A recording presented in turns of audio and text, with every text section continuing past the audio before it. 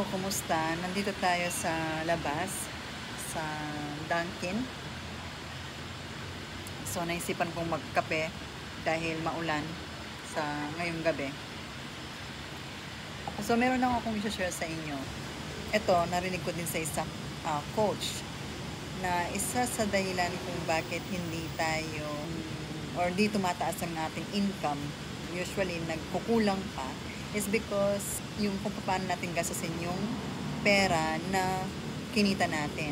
Unang dahilan yan is gastos natin yung pera natin sa mga bagay na hindi natin kailangan, na gusto mo lang siyang makuha, no? Gusto mo lang siyang ma-experience pero hindi ito needs, no? So inuuna natin yung wants kaysa dun sa needs.